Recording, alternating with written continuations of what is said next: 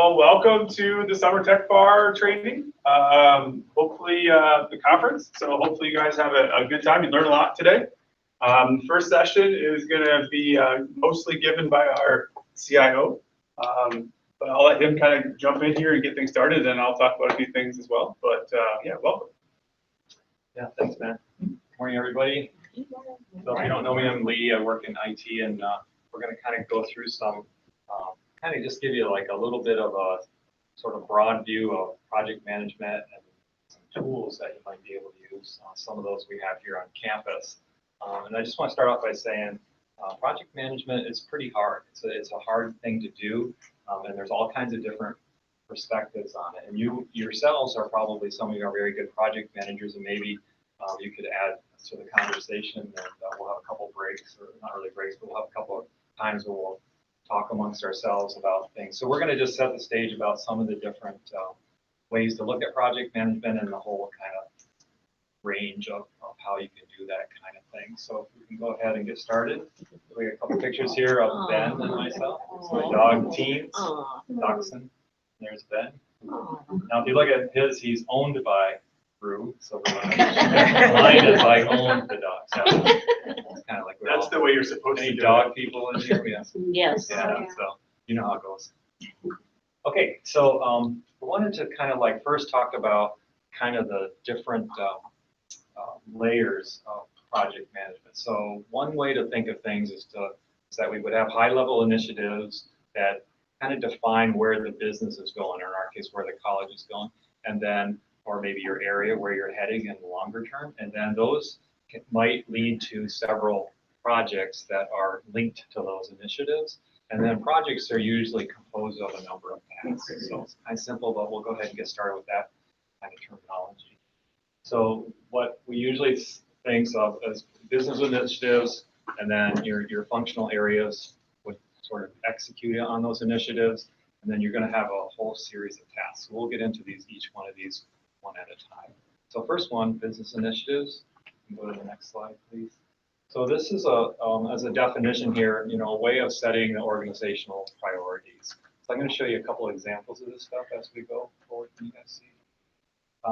We'll back up for just one second. So it's like, where are we going with a direction? And it kind of realizes the vision. So like the vision of our college here is to take our place amongst the highest Catholic liberal arts colleges in the country. So that's kind of like our overall where we want to go. How do we get there? We have a number of initiatives that are happening here, as well as our operational activities, right? So think of an initiative as high-level direction setting kind of thing. So here's an example. This is what we're going to sort of recast our strategic plan here later this summer. So this is kind of an early glimpse of what that looks like. And if you go to the next slide here, what I'm doing is zooming in on our three primary strategic initiatives that we're honing in on here at the college, just as an example of what is an initiative. So we have the first one here, amplifying teaching and learning. So it's all about what are we doing academically to elevate our status and provide great academic quality for our students. And the second one, improve access and affordability. That's an initiative all around enabling our students to have easy access to get to the school and affordable options, scholarships and those kinds of things. And you'll see later the projects that are related to that. Then the third one here, focus on student success. This is the initiative around really upping our game for the students so that they feel that they have the tools, the resources, the support they need to be successful at the college. Does that make sense? Those are all kind of like a nice example, I think, of initiatives at that level. So you can think about how that might relate in your areas. And we'll talk about that here in a second. But any questions on that right now? That makes sense. These are kind of like high-level initiatives that drive us toward ultimately our goal of elevating our status and taking our place amongst the highest ranked liberal arts, Catholic, private educational institutions. Sound good? If we execute on these initiatives, we're going to do that. So how do you execute on those initiatives? You move into like a series of projects that you're going to do that. So we go one more slide. So I want to do is just to sort of kick things off here. Why don't you guys take a moment amongst your groups here, just to talk about initiatives. So a couple questions you might ask. Are these S&C initiatives set of priorities? Why do we have such few? And what other kinds of examples might you think of in your areas or in these higher level areas? Like I was pulled out the Bill and Melinda Gates stuff to look at it. They're doing some pretty high level initiatives about, women in technology and around the world. There's a lot of stuff that they're doing for like improving the sanitary conditions and stuff like that. And then what are the values of having initiatives? So why don't you guys, this is kind of neat, we have these tables here. We thought we'd kind of have naturally, or Lisa over here, anybody pull Lisa into their group, and we'll talk a little bit about initiatives. What does it mean to you guys, initiatives? Have you ever thought about it this way of initiatives? What are the initiatives in your areas? And then we'll get into projects right after. So let's take 5 minutes to talk about initiatives. Go ahead. By the way, if you ever want a 5-minute timer, you can just put 5-minute timer. Hey, there we go. Perfect. Immediately. Yeah, so 5 minutes, then we'll ask you if anybody has any revelations about initiatives. Right? Go ahead.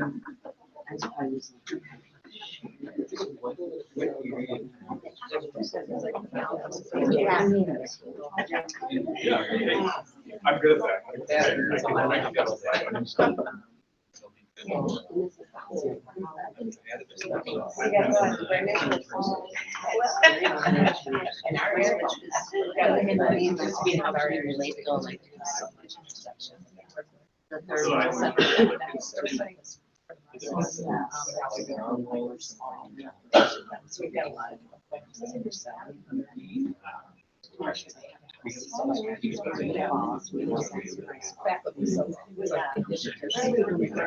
Well, I guess everybody. Sure. But they all seem to be. Whether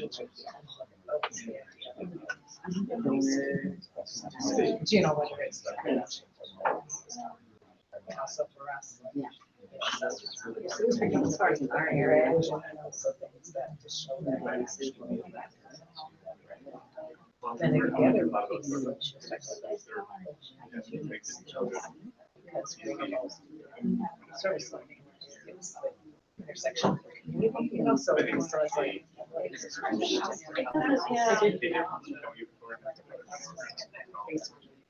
Yeah, so they are.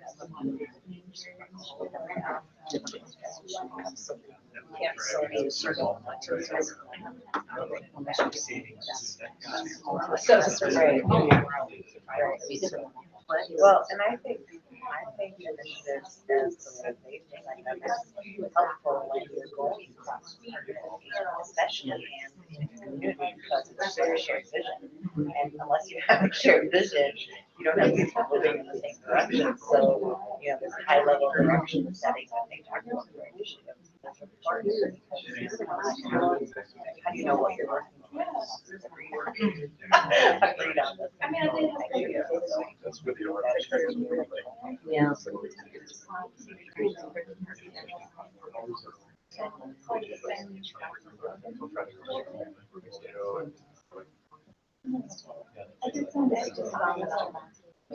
Congratulations. Catering. A long way towards those initiatives. Yeah, right. All the hard work.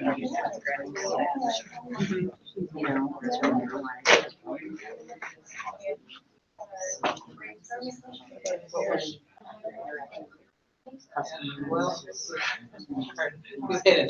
just keep going. Industry. I love your dress. I know that is. I've got a funeral to play for later. Oh, I'm sorry. Immediately after work.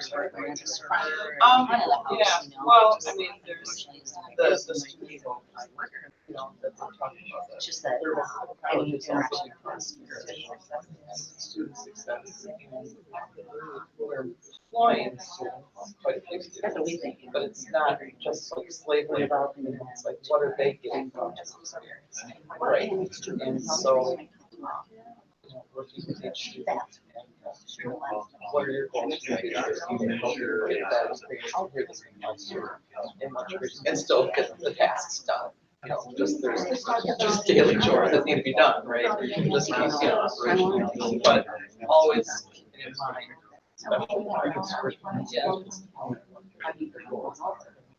So I think that's the way that those initiatives end up playing out. I work with my two students. Well, you're gonna do this, and you're gonna get more experience like that, so let's show involve, you know, in this area of our work and stuff like, you know, that sort of thing. So I think that this play into it, and I feel like a shared vision. That's a, this project. We gotta do a lot of cross, we gotta have work to where we are, so that's important. I'm trying to remember if the other questions would have had up there. I know. Questions started. It's like, my brain's old, I can't remember I know. things at once. We'll get on after, for the next one. All right, can you believe it, 5 minutes up already? Wow. Yeah. Okay, did anybody talk about initiatives? Yes. Oh, you did? Oh, great, good. Hey, how do you like that? Why don't we just pop around the room if anyone has any like really great epiphanies in that discussion. This table, anybody? Yes, no, maybe? Lisa? You know, we went a little bit different. We talked about, you know, our high level initiatives and what we're doing within the Schneider School. Great, perfect. Yeah, and the different initiatives that we have, the sub initiatives we have, and how they evolve, and you know, when you kind of set the initiative, review it, tackle it, return to it, adjust it, and keep going. Yeah, So perfect. that's how we define it. Thanks. How about our lounge group here? I think we focused on the topic of the value of having a defined initiative yeah. because a lot of our work intersects with either campus partners or community partners. Yeah. And so the idea of using those defined initiatives to have a common vision and to be on the same Yeah, page. right. And they're not always necessarily, sometimes they can be in opposition. You know, so. Yeah, and sometimes, like at least in our area, we have to keep putting it in front of ourselves to remind ourselves of where we're headed. So, thanks. How about this group? I think Sure. we kind of made some comments about the few initiatives of the new strategic plan. Sure, yeah. And where we would fall within auxiliaries, because that's where we come from, and how we are obviously supporting the student success, Yeah. whether it be mentoring them or Yep. providing service or Yeah. donor dinner or whatever we do. So Sure. we talked about how we're supporting the college, and then obviously with the new director in our area, we are going to have some more initiatives that we're going to have to. Yeah, right. Cool. There's going to be big changes, Yeah. and we understand that. So. Right. Yeah. I call that the new sneakers syndrome, or maybe it's a phenomenon. Yeah. You know, when you're a kid, you get a pair of new sneakers, you can run faster, right? So when we get a new leader comes in, it's like getting those new sneakers, and all of a sudden we're running faster. That's a good analogy. Cool. I like that. Yeah, anyway, there's more to the strategic plan. Sorry, just sort of a glimpse of what we're doing, but yeah, there's a Okay. lot of, all the supporting stuff's in there as Okay. well, but we're just looking at the Got it. initiatives right now. That's cool. And our group here. I think we talked about how easy it is to get sort of absorbed with the tasks at hand in front of you that Oh, you yeah, can absolutely yeah, get right. done today and to not take the time to revisit Yeah. why we're doing what we're doing. Cool. Yeah, great. Okay, thanks, guys. I think one of the things we were thinking about doing in this session, if you're all right with it, is we'll continue with a couple of these kind of discussion points, because we're really just pointing out some options, and you guys might want to decide which way you want to go with this. So why don't we continue on here? So let's talk about then projects themselves. And again, project is kind of an overloaded term. People use it for all kinds of ways of representing work. So we'll talk about some of these options. So here's a definition: any undertaking carried out individually or collaborative that is carefully planned to achieve a particular outcome. Projects are usually typically time-based for a particular kind of goal that you're going for. On another definition here, a sequence of interrelated tasks. That's something that you'll see a lot of people talk about, interrelated and independent tasks that are executed over a fixed period of time within certain costs and certain constraints. You can take a minute to take some notes on that if you like. There have been a lot of formalities around project management. I mean, people have been doing project management since, the dawn of time, some of like the major construction projects and so on, like the pyramids and everything. There were people that manage that stuff. You just don't assemble something like that without a really good plan. Lately, there's, and at least in this world of professional project management, there's something called the PMBOK, or the Project Management Body of Knowledge, from the Society of Professional Project Management Institution. Have you ever heard of that stuff, anybody? So that's kind of like, if you want to get formal, really good, deep information about project management, you can look into the Project Management Body of Knowledge, or PMBOK, people call it, PMBOK, body of knowledge type stuff. And some of these definitions might come from. So if we sort of go and look at our strategic plan, the next level down, so this is another cutout of the strategic plan. We have what we call, what we've labeled strategic activities. These are projects that were underneath each of those areas. In learning, the access and affordability, and the strategic initiative around focusing on student success. So if you look at their screens and you can see these, this is an example of projects that we are doing to execute on those initiatives. That's kind of this relationship. We have an initiative, and it'll have a series of time-bound, funded, financially bound activities or projects that you would take on to execute on it. So just as an example, under access and affordability, we have a project around developing new educational partnerships, one on entering new recruitment markets, one on increasing our endowment, and one on maximizing our net tuition revenue. So those are specific activities that have teams, that have people working on those activities in this definition of a time-bound, funded piece of work. Makes sense? And then we'll follow this later to talk about tasks. So another example of a project, and this is more back towards the formal definitions, which some of you might be familiar with these kinds of things. This is a screen capture from Smartsheet. So you have up on the left-hand side a list of work, or list of tasks, which typically is called a work breakdown structure, or WBS. You'll hear people talk about work breakdown structure. That's this set of high-level and tasks, and then subtasks that are related.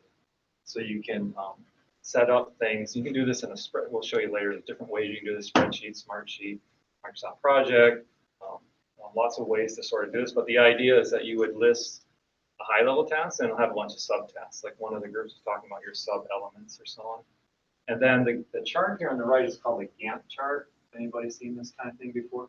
And this kind of gives you a view of the sequence of events that happen over time. And sometimes they overlap from the previous thing. So you'll start one subtask at some point, and then another piece might kick in, but they don't end at the same time.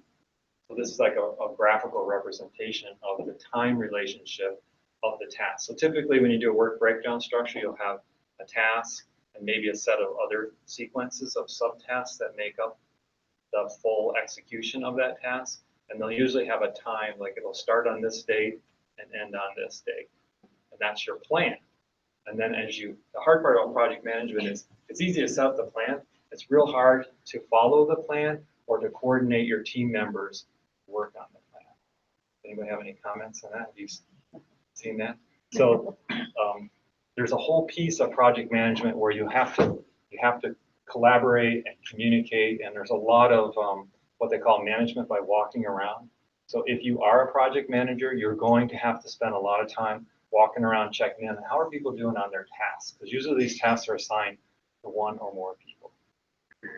Next slide, please. So let's take a second just to talk a little bit about how your initiative, what projects, depending on what initiatives you were talking about, what is your project sequence? What does your project set look like?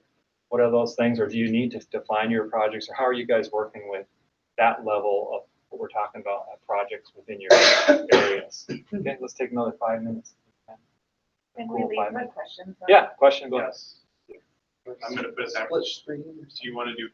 Still want to do 5, or do you want to do like 250?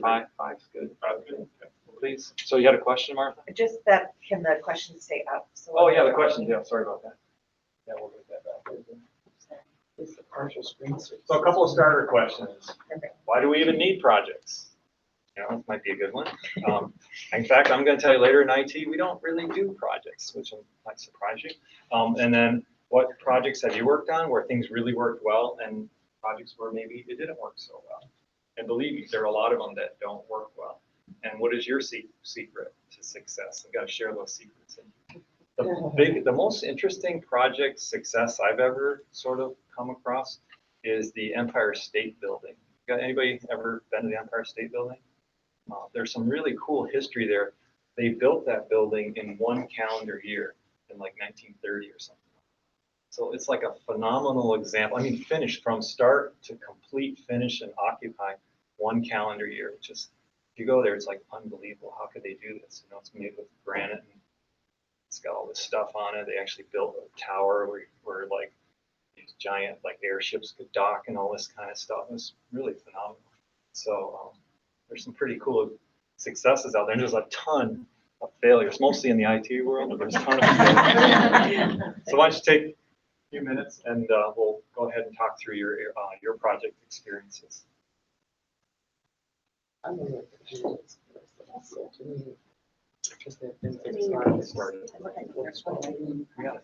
Also, I like the fact that projects have an end time.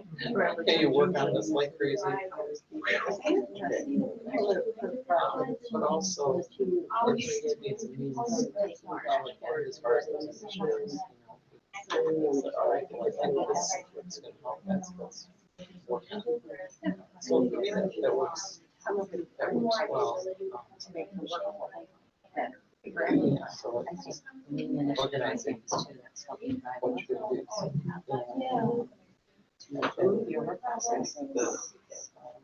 The success is your assessment of it later, going back and evaluating what worked well, what didn't.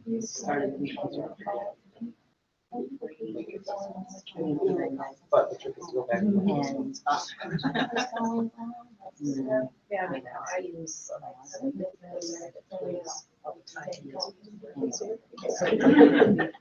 Because the person that is driving. So. Hey,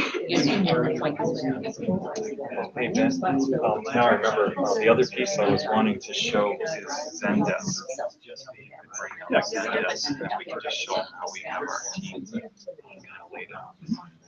Whereas there's a So you got more time by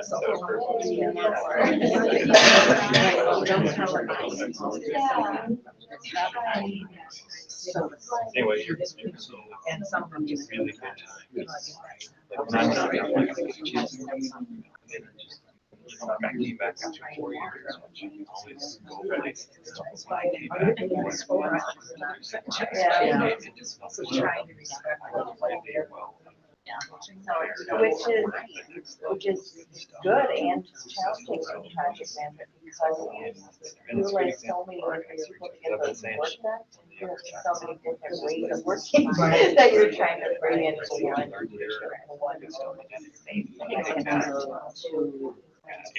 But yeah, I think checking how people assuming you use the whole style. I don't use it, I use the hand, but I use, Yeah, well, you Just try something. Okay. Red line. Yeah. A little bit like for job. It's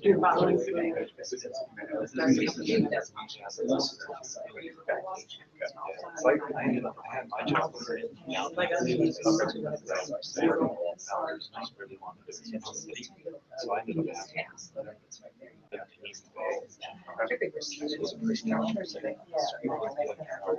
We had parts.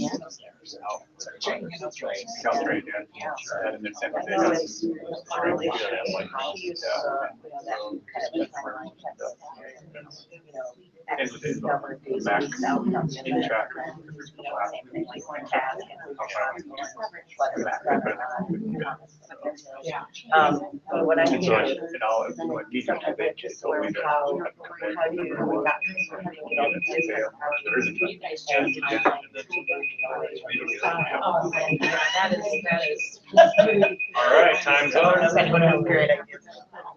Let's walk around the room and see what revelations we have. How about if we start in reverse order this time with our table on the left, on my left? Anything you guys might want to comment about your projects or things that you discussed? Do you use projects in your areas? Do anything with projects right now? Sort of, not yet. Well, Evie was talking about how they use a lot of projects at the class Oh, yeah. and how well that works to keep everyone organized. Oh, good. And know what everyone's doing. So you're already on task.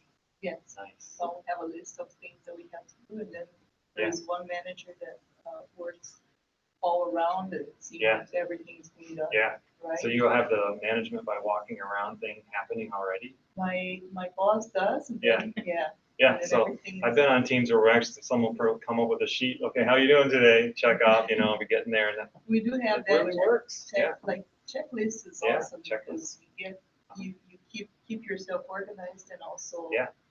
keep it on Keep on track. task. Yeah. Yeah, otherwise it's pretty easy, especially in certain kinds of activities and we get busy and stuff, to kind of like drift off course. Yeah. So, yeah. And you get interrupted all the time there, so. Yeah, you right. need to get back. Does anybody else get interrupted all the time? Probably. Okay, thanks a lot. How about our team right here? One project that we've been working on is looking at the workflow to the coordinators, specifically with wedding receptions, just because a lot of them don't pan out and the work that goes into it takes a lot of time. So taking that off their plate and putting in one central person and then assigning it once it's booked, Okay, helps out a lot. so you're kind of established a de facto project manager in your area, and that's working out for you guys. It is. Great. So one of the secrets of success, everybody. Yeah. How about our central lounge team? It's kind of a nice area, don't you think? It is, it's beautiful. We talked about the different ways we track projects and timelines, but looking for input on challenges that result from coordinating the different timelines and projects into one space so that you're tracking all of them. Oh, okay, maybe we can address that in our following slides, and that'd be good. But yeah, it's a lot of like interaction. It's really like these teams are talking about getting around on a really regular basis is one of the secrets that I think works. But yeah, we'll talk about a couple of options there. And our Schneider School team. We talked about, just making sure that everybody's dialed in and up to date on, where the statuses are, but then also really staying connected to the why and why the Ah, project very is good. taking Yeah, place, and, yeah. making sure that it's a long lasting impact, otherwise it goes to the wayside. Yeah, the why is the value. So thanks. Why are we doing this? What's the value to the students, for the faculty, or the staff? Okay, let's continue on here with our overview. So now we're going to talk a little about task management. So task, a couple of definitions for us here. A task as an activity that needs to be accomplished in a defined period of time or by a deadline. It's kind of one, and then a small essential piece of a job or a component of a project. So a lot of times people mix projects and tasks. Like they'll say, we have 100 projects going on, and really it's more like 100 tasks. And so that the hard part about that is it doesn't group into something that kind of goes back to like values.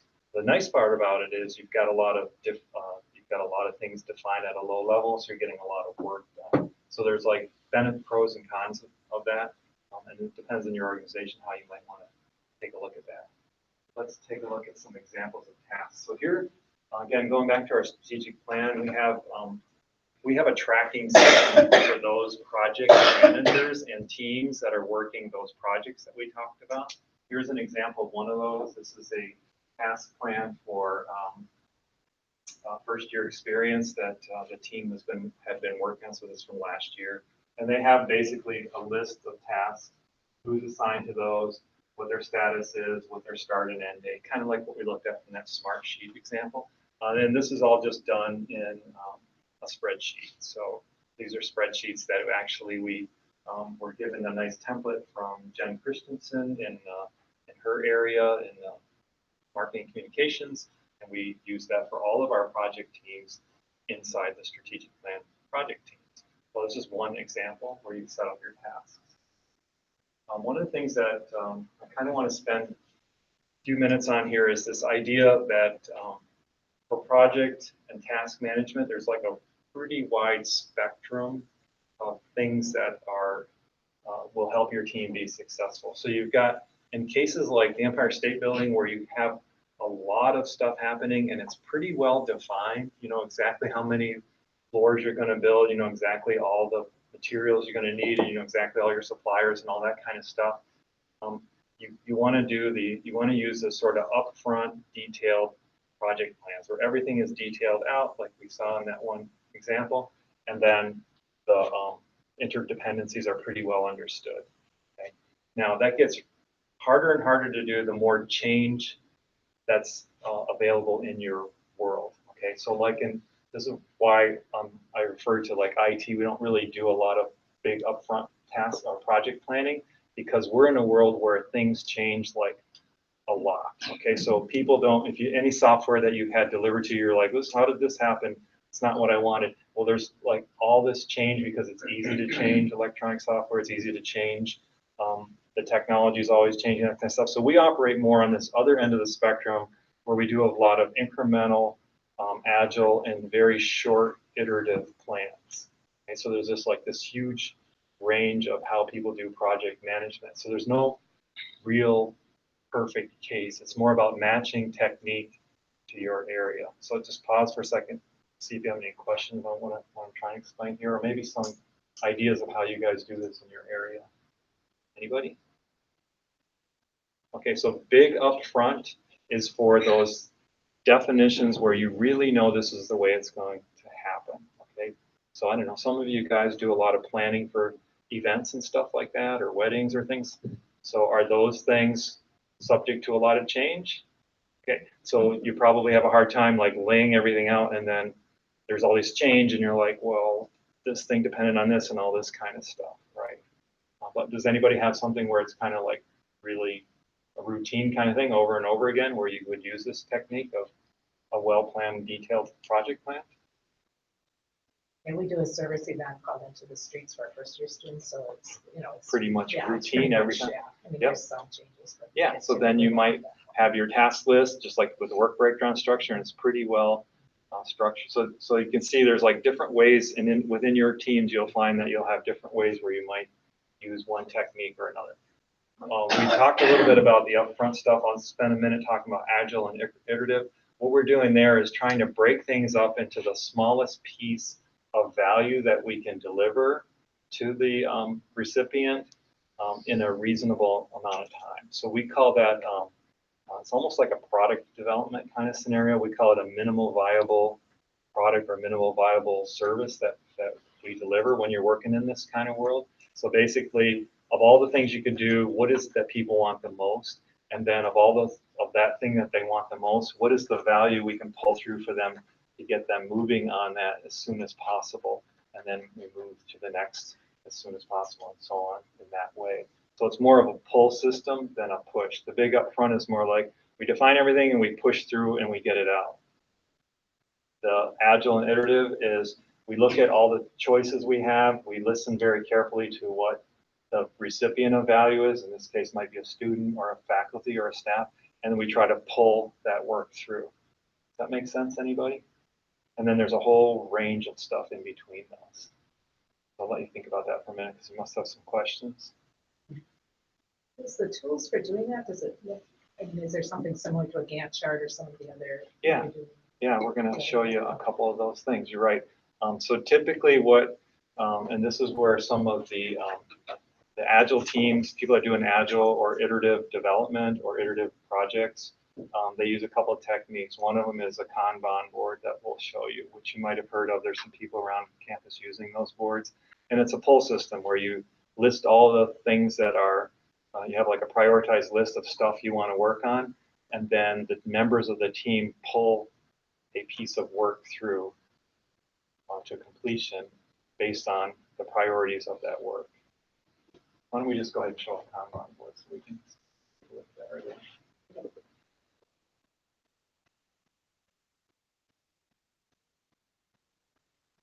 A lot of these tools you can get at relatively easily. Some of them are free.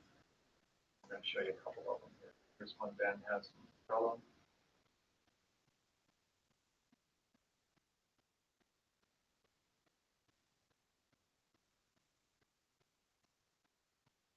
So usually what you have are categories of work. You've got ideas, and then it goes from an idea, you would pull it to the researching stage, pull it in progress, pull it to user testing, and then completed. So this is your done list. So members of a team would have an opportunity to work on an item. And there's some rules, like as a member of the team, you shouldn't have any more than, this is our work in process area, from the initial idea until it's done is what we're called work in process.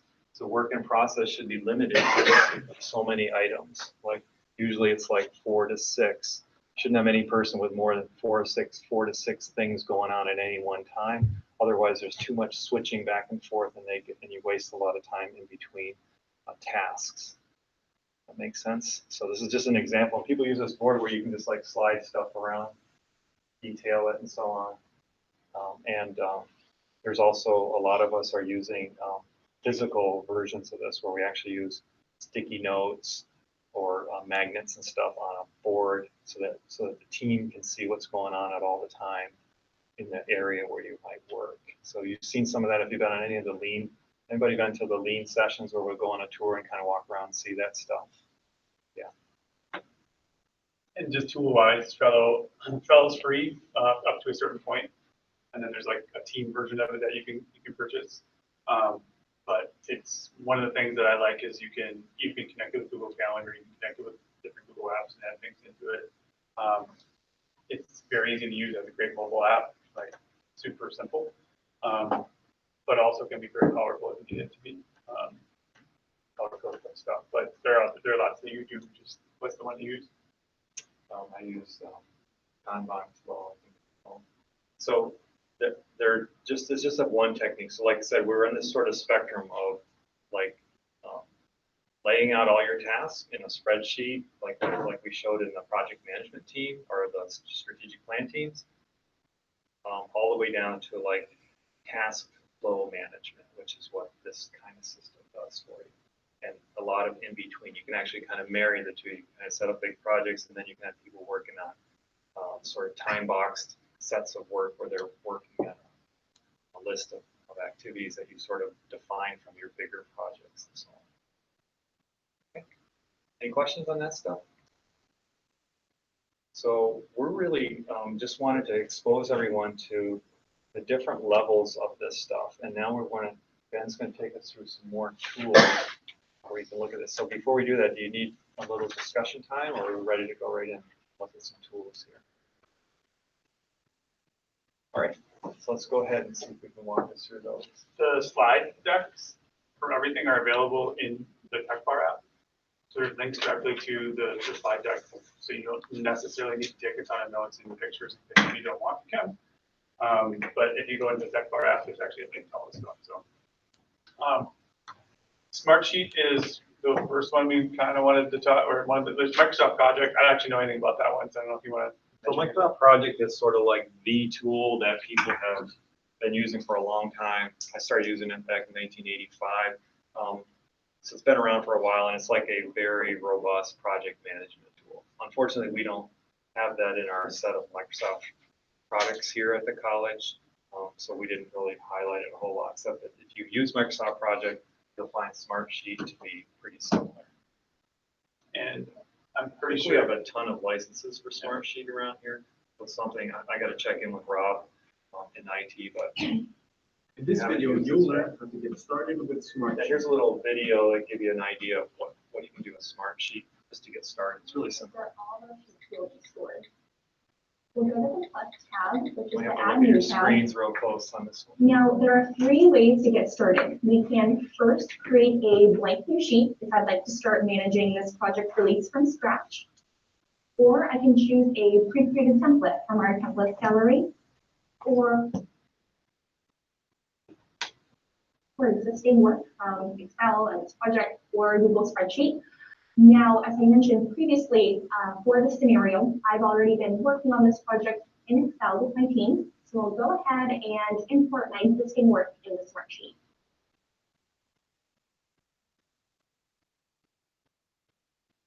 So she had a spreadsheet with a bunch of tasks in it, and she's bringing it into this tool to This will bring our data in the smart sheet for us, work breakdown. so we can get this data more organized for my team.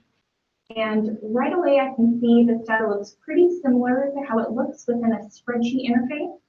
So before we get started, let's first just take a quick walk around the sheet, and then we'll get into how we add power to the sheet. So there are familiar rows and columns, and you can see that if need be, we can move these around pretty easily.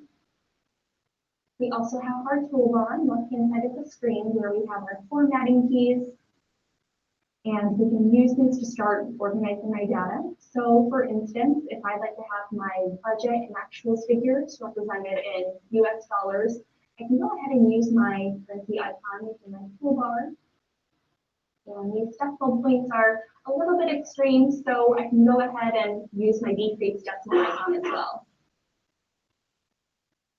So we'll touch on some simple ways to get this data looking more organized. So when my team jumps in later, it will be intuitive for them to see the workflow for this overall project release. So first I'm going to add in some hierarchies. I want to get some relationships in here so I can have a higher level overall view for the stages throughout this project, as well as how all the nitty-gritty subtasks are related. So for example, the fonts, images, and structure tasks all pertain to the overarching layout stage for this project release. And I can use hierarchies to represent that. So I can use my shift key to select these three rows. And I'll use my indent in icon in my toolbar. And this essentially pushes these three rows out to the right, thus creating a parent and child relationship. Parent-child, that's your work breakdown. Yeah, so now I can do the same for Pretty typical on the these kind of content tools. stage. And I can do the same with our final release. So unlike a stage. spreadsheet, now And these we things can are notice linked. as well that if need be, we can create sub-hierarchies as well. This is great because we can go ahead and roll these up to have a higher level view for how the project is progressing over time. Or even as project manager, I can keep one hierarchy expanded and the remaining collapsed, just so that if on Monday morning, if I'd like to focus on only the layout stage and not be distracted by the remaining stages, I can keep this layout hierarchy expanded and really focus my attention. Yeah, that's pretty short, but that gives you an idea that there are tools like this, you have access to them, or we can get you access here on campus, and you can use them to do the sort of structured project management that was on the left side of that spectrum of work. And then over on the right side as well, we have tools like different kinds of Kanban tools and stuff like that, as well as boards. And you'll want to do a lot of team collaboration and communication on any of these things. So like most of us that are using the Kanban style, we will have huddle meetings on a daily basis or every other day kind of meeting. Because you want to check in on how are people doing on pulling those tasks through and are they stuck on anything is really the key question. Are you stuck? And if you're stuck, what are you doing? Are you pulling another one?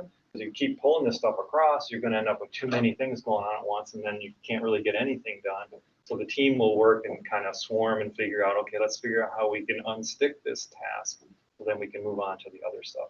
It's really a nice way. And then like Eva, is that your name? Evie was talking about at this press in, they're doing the checklist, walking around, making sure everybody's getting all their work done on a specific set of high priority activities that have to be done. So even though you might have these cool tools to do stuff, there's a lot of people interaction and there's a lot of working together. Remote teams, you want to have use video conferences and stuff like that because you're just going to have to get into a routine of every day, let's check our tasks. Every day, let's see how we're doing. Very important for effective project management.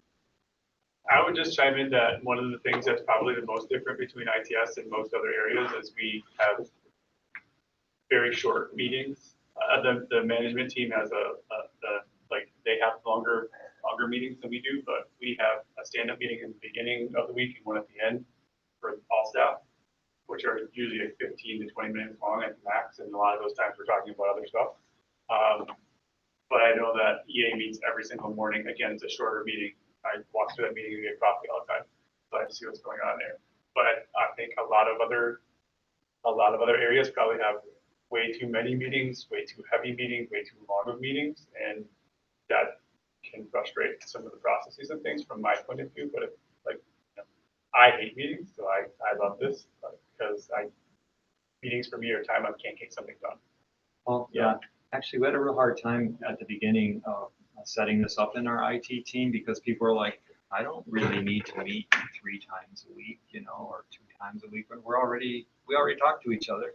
But it turns out we did need to kind of have that little huddle and talk about the work. What is the work that's going on? Even though we would talk with each other, but it was more like we'd go and talk with each other when we had a specific concern or issue, and where the huddle meetings are more like talking about everything that's going on in the set of work with respect to the set of work that we're headed to. So if you want any help on setting up those kind of huddles and stuff, you can put in a request to the Lean team. So a couple of us here, Terry and I, are in that team, and we can set you up with a facilitator who can help with setting those kinds of things up too.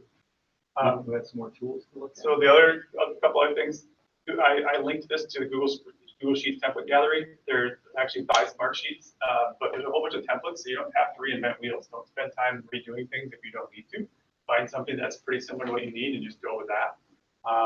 That's what I would generally recommend. That's what we would do. I would search to see if there's something out there first. If there is, I'll steal it and use it because then I don't have to spend time building it. So that's another thing that's pretty good.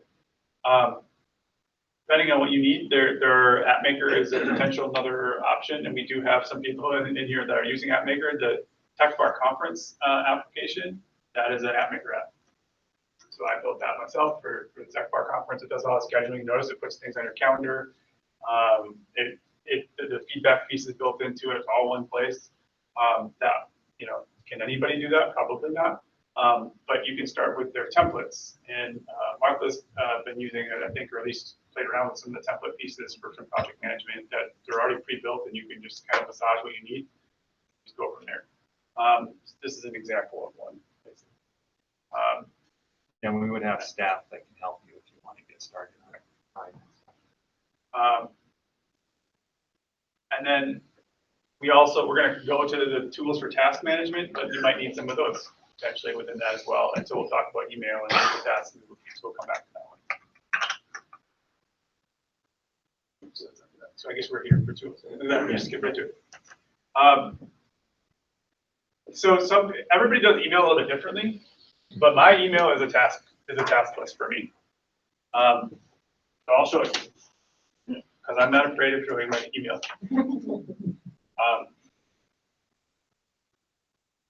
That's my current inbox. That's what I have. So as an example, these are important unread things. This is everything else that I may or may not care about. And just to show you how I would handle this. Hey, I'm in the don't care about stuff. Yeah. You're in the red. You're in the red already. All right. Yep.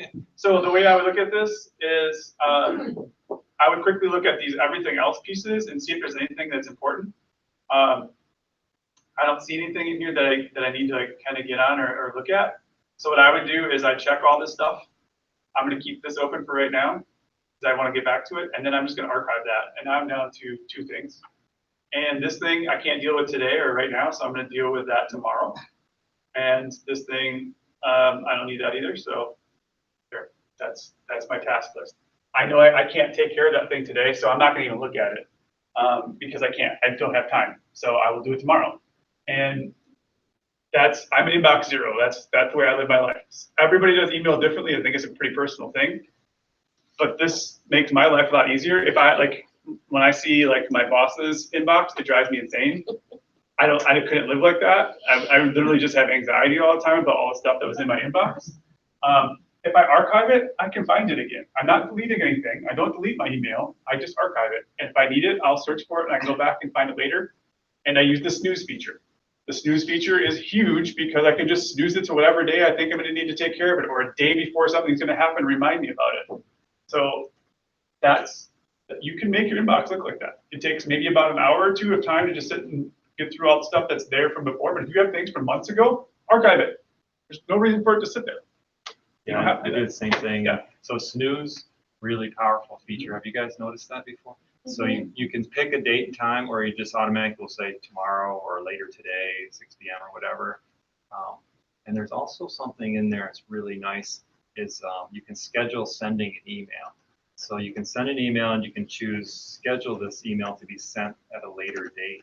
So if you're working on stuff and you're like, I know I want to tell people about something, but I don't really want to send it right now because I don't want to be interrupt their evening or whatever, you can schedule it for the next morning. And it makes you look smart too, because I'll schedule mine for like 7:52 or some weird time, and it looks like I was doing something at 7:50, you know, that kind of thing. Oh, well. But actually, it's nice because you can sort of get things done and know that it's going to happen and not worry about getting this out because of somebody's birthday or something like that you might, an event that you want to make sure. And the snooze, yes. When you snooze it, does it pop back into your inbox At the time you snooze it, tell. So and it comes into like the unread section, or where does it go? it comes in, if you have it read, it'll come, like if you read it and snooze it, it'll go in that section, but if you left it unread, it'll come back in that section unread. For In the same snooze. chronology or new? In the same chronology, like where it would fall into what's, Okay. yeah. Yeah, it wouldn't go to the top, but it would be where it would be in that section. Yeah, just try it. It's really easy. Try these things, but yeah, for managing. You can set up your own times too. So like if you know and you have a break, you know, there's a time when you can sit down and people are not generally bothering you at like 9 a.m. and that, or 10:30, that's your time. You can set the snooze to be the morning time is 10:30. So you don't have to set that up and you can do that. It's super handy. The other thing I'd say about this is a lot of people have been using Boomerang to do the scheduling. You don't need to use Boomerang anymore, and I would recommend the least amount of third-party tools you can have connected to your any account. So if the only reason you use Boomerang is to schedule things, you should get rid of that add-on in Gmail and use this, because this is going to be more secure. The less people that we have access to our accounts, the more secure our accounts are. So if that was the only reason you were using Boomerang, just get rid of it and use this built in. Okay, do we have a minute to look at Zendesk? We do. So another tool on campus. Well, actually, let me talk about two other tools. Sure. And so these are also for just sort of task things. There is this neat little side panel now in all of the Google apps. One of them is Google Tasks. It's like the old Google Tasks, except a lot better. And the cool part about this is I'm in my snooze stuff. If I need to take care of something, I can just drag it over here and create a new task. And it creates a link into my email to take me right back to that email and open that up, which is super important.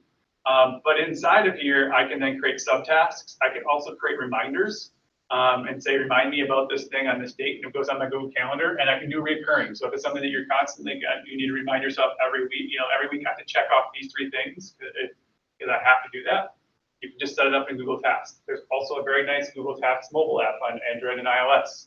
So you can pull up those tasks and see what's going on. Super easy. This is very personal. You're not sharing this with anybody at this point. I think Google has plans to do some of that stuff where you can share a task list with people. Right now, that's not how it works. So this is just, I need to take care of this thing, and it's right there, ready to go. That's one. The other one is Google Keep, and we've talked about this tool a lot in the past, but Google Keep goes a step further. You can share your lists with people. You can make sub-lists and check boxes and work this within a team of things that need to be checked off. But you can add images and you can do drawings on there, like especially in your mobile app, you can do drawing. You can like write notes if you wanted to, or if you have like an iPad with a pen or something like that. And then these things can be dropped in to something like, for example, if I opened a new, this is a new trick, by the way. If you need a new Google Doc, you can just type docs.new. I'll open a new Google Doc for you. And if I open, once this loads here, if I open one of my notes, I can take this and it just puts it right into my Google Doc for me. The other advantage of Keep is if you take a photo of like a document, it'll do text recognition, OCR, and you can bring that into your document as well. So it's pretty handy, and you can also take like audio notes, which will then transcribe. And we'll do it forever, like a minute-long audio note, but you can take as many of those as you want inside of a note, and then you'll have the audio of it, so you can back and listen to it, but it also transcribes it. And that's on the mobile app. But this thing is always right here. These things on the corner, the side that you may not have known that even existed. They're right there for you in Google all the time. And then there's also the calendar widget, so you can add calendar, like see what's going on in your calendar, and then add and remove things too. So those are a few things that I think are super handy for people. And there are lots of task apps, but these are ones we have built in, and they're easily shareable. The great thing about the Google stuff is when I want to work with somebody else on campus, you know that somebody else on campus has a Google account. They may not have a Trello account. They may not want to use that stuff, but everybody has a Google account. Yeah. Thanks, Ben. You know, Yep. You're probably thinking, well, this is a lot of stuff, options and stuff. Sure. But you know, we have the tech bar and we have members of our team in the tech bar. And if you could bring up our appointment site, you can make an appointment to come into the tech bar and come in as an individual or a group, and we'll help you figure out which one of these things might work for you and how you might want to use it and get you started on using it. So we're really in this hour plus session, just trying to get you an idea of the range of project management styles that are out there and then different options. Is that good for you guys? You're okay with that? So And there's a lot here. Please take advantage of the tech bar. We have a student who's working all summer, can help you with the majority of these things, and if she can't help you, we have two students really. If they can't help you, then one of the full-timers can get in there and do whatever. And some of you have been in and gotten help with that before, but it's there for staff, students, and faculty. It's there for everybody to learn something new or figure out how to do this project or how do I set up the spreadsheet. We help with, it's in the digital world, we help you with it. Let's just put it that way. Even if we don't know how to use it, we'll try to figure it out and work with you. So does anybody have any expertise in, or ways that you do stuff that you want to share with us right now? Do you want to show Zendesk quick too? Yeah, we'll get into Zendesk. While we're doing that, anybody have anything that you're using that's different than this that works really well for your area, or something you want to talk about, or a need that you have around these things? And you can say sticky notes or something like that. That's what works Yeah. for you. Yeah, we use those. They use sticky notes and yeah, they're Kanban boards. Long notepad. Long notepad? Yes, Alexa?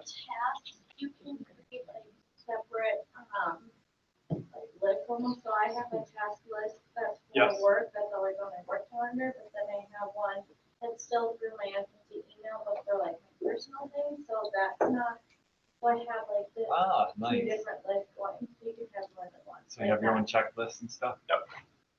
And then each one can have its separate tasks within that, so you can sort of manage a project with your subtasks in your, if you need to, especially like, or just for things. Yep. A great point. Cool. What else? Anybody else have any cool secrets, Anna? I utilize EMS for event purposes that will Uh-huh. automatically remind me of things that I need to Oh, follow up neat. on or deadlines. So it sends a reminder to your email It goes to my dashboard, Oh, to your- oh. but it can do the or to email your as well. phone or something like that? Mhm. Yeah. Anybody use Hangouts, Hangouts Meet at all for your communications amongst team members? I do. Yeah, that's pretty powerful as well. Just as long as we're talking about that, Hangouts itself is going away next month. Chat. And so the new replacement for that from Google is called Hangouts Chat. This is what it looks like. You'll eventually see that replace things in Gmail. So if you use Hangouts there, it'll be in Gmail as well, but it's chat.google.com. The app is Google, it's Hangouts Chat for your phone. It is, we've been using it for a year in ITS. I like it quite a bit better than Hangouts, but there are differences. The biggest one is you're not notified of everything. So if I'm messaging with Lee, I'm notified of everything. Or if I'm in a small group with Lee, we're notified. The biggest difference in chat is you have these thing called rooms. So this is an example. This is Scott Crevier. That chat, he would get notified and I would get notified. But down here, I've got my rooms. So if I look at my tech bar, inside a room, you can have sub conversations. And you'll only get notified of the first new topic. You'll only get notified the first time. And if you don't interact with that, you won't get any more notifications about that. You might go, oh, well, that's bad, but it's also good. Because in a bigger group, some people might be working on a project that just doesn't matter to you and you don't need to be notified of that. If you want to be, you just click the follow button and you'll get all the notifications. Or if you reply at any point, you'll get all the notifications for that. If you don't want them anymore, you can unfollow it and you won't get notifications of that anymore. So you're pretty much in control of it. The other cool part about this is, I don't see, here's some uses of this. You can do reactions to posts, which means I can do thumbs up, thumbs down, happy face, party stuff, whatever. Things that you see in text messages or messaging apps, you can do reactions to individual things, which is great, which you can use for polls. Because if there are 10 people in here, 10 people can click the down button, and I know that all 10 people are like, this is bad. So you can just do a thumbs up, thumbs down poll and just say react to this post with thumbs up, thumbs down. That they just press the button, that's all they do. And so you can really quickly know, did you see it without having to type anything? Or again, like what's my option here? Are we good or are we bad? And then you can do the @ replies, which is something you can't do in Hangouts right now. So @ all replies to everybody in the room, and it says, hey, pay attention to this, everybody. You need to see this. So that's one thing if not everybody's following that thread, you can do @ all, and everybody will get a notification. Or you can be @ Lee, he'll get a notification, and only he'll get a notification about that, because I'm talking to him about this one thing inside of this thread. So it's pretty fantastic that way. And then you might notice inside this reply, I can upload files. I can grab something from Google Drive. I can do a Hangout Meet from here. I can add emojis if I want. The cool part about a Meet is you just hit this Meet button, and once I've posted this, everybody just clicks that, and everybody's in part of that Meet. They're in it immediately. Google Drive, if I share a file, Google takes care of all the file share permissions. So you don't have to worry about it. You don't have to say, did I share this with whatever? If they're in that room, they're shared with the editing rights on that document. That's how that works. It just takes care of it for you. And then lastly, there are these things called bots. So you can kind of see these down here. And one of the cool ones is the Meet bot. And you can say, @Meet, let's meet next week, Wednesday. And it'll look at everybody's schedule and suggest times to help you figure out a meeting time. So when you're in a big group of people in a room like that, it'll just figure that out. It's like the find a time feature in Google Calendar, but you can do it right inside of Hangouts chat. If I were you and you use Hangouts, transition as fast as you can to Hangouts chat, and because it's going to go away, like Google's just going to shut it off for us, and you're not going to be able to use it anymore. So just forget about Hangouts and start transitioning to Hangouts chat as soon as you can. We have a session this afternoon where we do a deep dive into it. If you the what's new with Google session, but be aware of that because it's going away. So it's going to be Hangouts chat and Hangouts Meet, not Hangouts, and you'll need separate apps for each one of those things. How about with external clients? Because I use Hangout quite a bit, having conversations with people outside the college. When this happens fully with that? rolls out, they'll be able to join the conversation just like you did before with Hangouts. Yeah, you might have to stay with what you have until they're gonna switch this over, and it rolls right into the Gmail interface and stuff. So it'll be an upgrade but it is nice if you can sort of get familiar with it. Right now, there's two separate windows. It's a little bit of a So for external people, for the time being, Hangouts is still better until they make the full switch. Once you see Hangouts in your Gmail account, we'll send out messages as well, let you know that it's happening for sure. Then you'll be able to invite external customers. What are they talking, like October or something? They told us August, but who knows?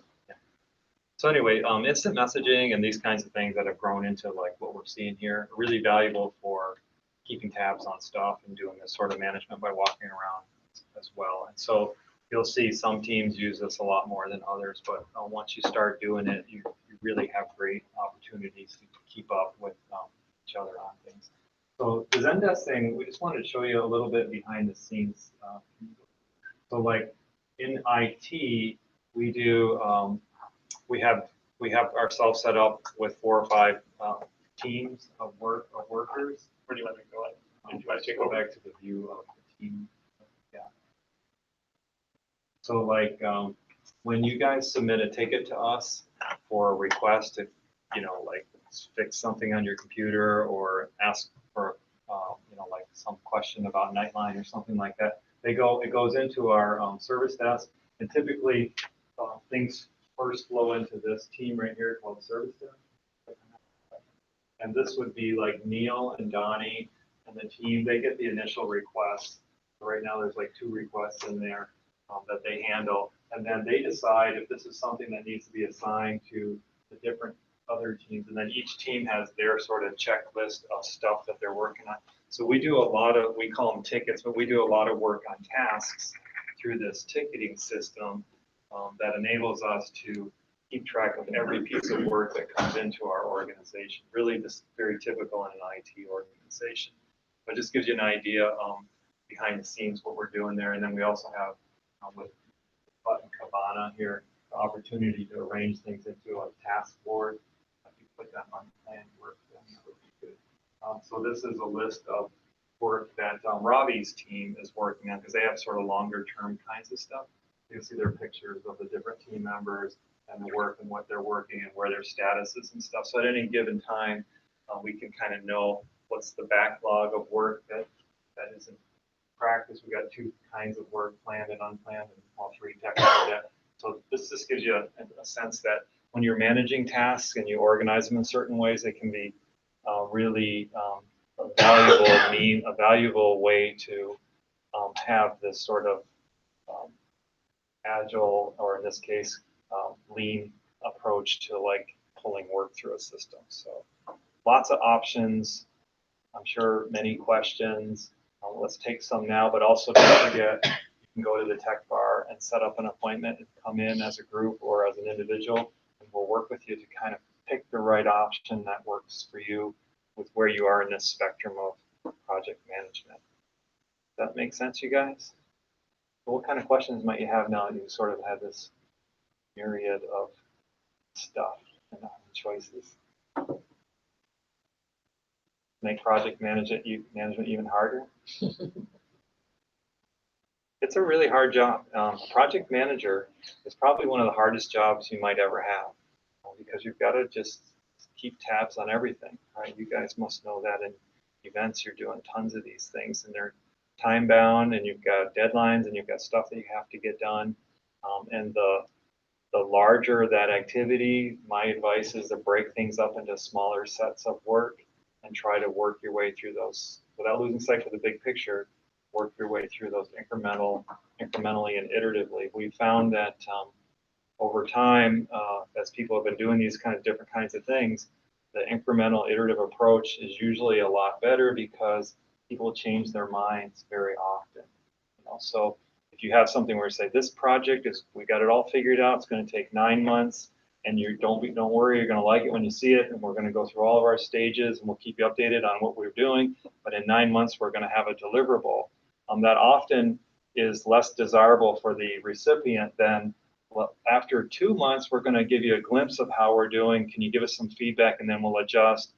Another 2 months work, feedback, adjust, and now people are working down in like the weeks, like 1-2 weeks, get some feedback and adjust. There's a lot of that kind of thing that we need to do in this world where things are changing so rapidly, where we need to have a lot of interaction with not only our team members, but the people who are receiving whatever it is, the deliverable that you're trying to provide.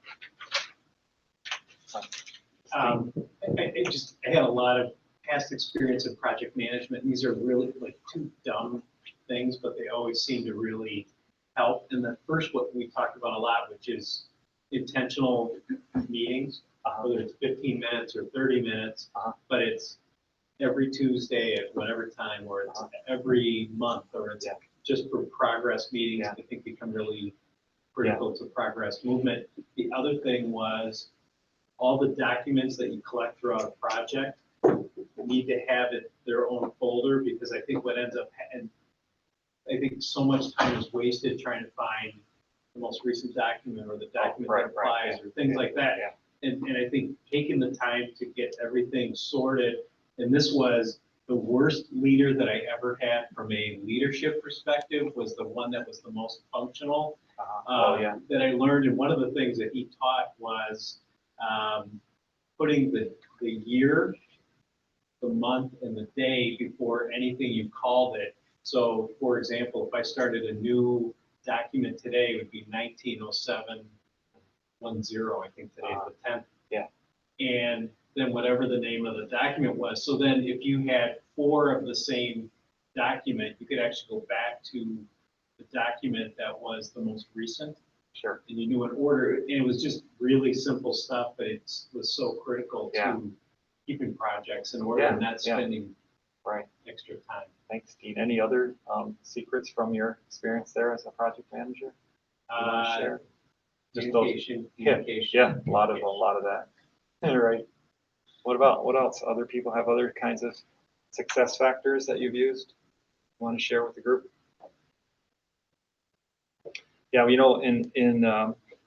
I mentioned a couple times, like IT, we don't tend to do big upfront projects. We have a lot of that kind of stuff. We have our initiatives, we have our tasks. We kind of don't do the intermediate project breakdown stuff, mainly because in our industry, it's pretty well proven that we can't get anything done on time and on budget in IT. It's just a fact. If you look at the research, about 75% of all IT projects fail to be on time and on budget. It's just the way it is. And that's because of the change. There's so much change and so many things that people want differently once they see it and all that kind of stuff. So a lot of us have given up on that approach and kind of moved to this, let's do a little bit of work and show it to our customer, do a little bit of work, show it to our customer. So that's why we do things our way, but it's not the right way for everybody. So I just wanted to mention, that's why our emphasis is on tasks, but yours might be more of the, if you have something,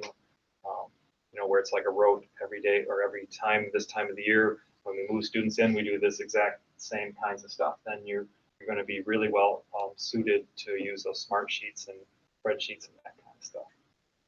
So with that, I think we'll wrap our session.